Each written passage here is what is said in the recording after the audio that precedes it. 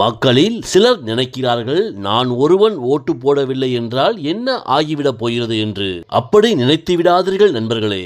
1999 ஆண்டு நம் பாரத பிரதமர் வாஜ்பாய் அவர்களின் அரசாங்கம் ஒரே ஒரு ஓட்டு வித்தியாசத்தில் தான் கவிழ்ந்தது. அந்த ஒரு ஓட்டு மட்டும் விழுந்திருந்தால் வரலாறே மாறியிருக்கும். உங்களுடைய ஒரு ஓட்டு தான் ஒரு நல்லவன் ஆட்சிக்கு வருவதையும் ஒரு தீயவன் விலகி போவதையும் தீர்மானிக்கிறது.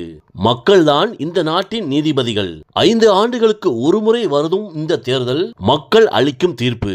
மக்களாகிய நாம் தேர்ந்தெடுக்கும் அந்த எம்எல்ஏக்களும் எம்பியும் தான் நாளை சட்டமன்றங்களிலும் நாடாளுமன்றங்களிலும் அமர்ந்து சட்டம் போடுவார்கள். உங்கள் வீட்டு பிள்ளைகளுக்கு படிப்பு கிடைக்குமா, வேலை கிடைக்குமா, அரிசி விலை ஏறுமா, பெட்ரோல் விலை குறையுமா என்பதையெல்லாம் அவர்கள் எடுக்கும் முடிவுதான் தீர்மானிக்கிறது. உங்கள் ஓட்டு உங்கள் உரிமை. யாரோ கொடுத்தார்கள் என்பதற்காகவோ எதற்கோ ஆசைப்பட்டோ உங்கள் வாக்கை விற்றுவிடாதீர்கள். உங்கள் ஓட்டே உங்களது தன்மானம். ஒருவேளை உங்களுக்கு போட்டியிடும் வேட்பாளர்கள் யாரையும் பிடிக்கவில்லை என்றால் நோட்டா என்ற பெருக்கல் போன்ற குறியீடோடு ஒரு பொத்தான் இருக்கிறது. எனக்கு தகுதியான ஆள் யாரும் இல்லை என்று அந்த பொத்தானை தைரியமாக அழுத்தலாம். அதுவும் ஒரு புரட்சியே. அரசியல்வாதிகளுக்கும் ஒரு சரியான பாடம் கூட. மக்களாகிய நாம் ஓட்டு போடாமல் வீட்டில் அமர்ந்திருந்தால் நாளை உங்களது ஊர் சாலை சரியில்லை என்றாலோ தண்ணீர் வரவில்லை என்றாலோ தட்டி கேட்கும் உரிமை உங்களுக்கு கிடையாது. நீங்கள் இழந்து விடுவீர்கள். உழைக்கும் மக்களே, ஓட்டு போடும் கைகளே, உங்கள் கடமையை சரியாக செய்யுங்கள். நீங்கள் போடும் ஒவ்வொரு ஓட்டும் இந்த நாட்டை முன்னேற்ற பாதையில் கொண்டு செல்லும். உங்களுக்கு ஒரு குறையா? உங்கள் ஊருக்கு தண்ணீர் வரவில்லையா? சாலை வசதி இல்லையா? பள்ளிக்கூடம் கட்ட வேண்டுமா? மக்கள் ஒவ்வொருவராக சென்னைக்கு சென்று முதலமைச்சரிடம் பேச முடியாது. அதற்காகத்தான் மக்களின் சார்பாக, தொகுதியின் சார்பாக சட்டமன்றங்களில் பேசுவதற்கு நாம் ஒருவரை தேர்ந்தெடுக்கிறோம்.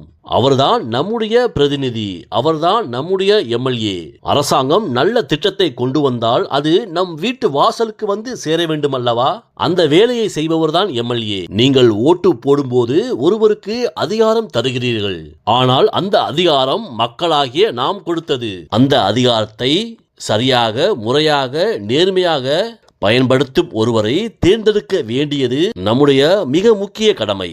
தவறானவரை தேர்ந்துவிட்டால் வளர்த்த கடா மார்பில் பாய்ந்த கதையாகும். மக்களே, நாம் தேர்ந்தெடுக்கும் அந்த பிரதிநிதி எம்எல்ஏ நல்லவராக இருந்தால் மட்டுமே நம்முடைய ஊர் நந்தவனமாகும். சுயநலவாதியாக இருந்தால் அவருடைய வீடு மட்டுமே நந்தவனமாகும். நம்முடைய ஊர் சுடுகாடாக மாறிவிடும் என்பதை மறந்து விடாதீர்கள். ஆகவே மக்களே, நம்முடைய பிரதிநிதியை தேர்ந்தெடுக்கும் போது ஜாதி மதம் பார்க்காமல் ஊர் முன்னேற்றத்திற்காக உழைப்பவர் யார் என்று சிந்தித்து ஓட்டு போடுங்கள். சரியான பிரதிநிதியை தேர்ந்தெடுத்தால் தமிழகம் அமைதி பூங்காவாக இருக்கும்.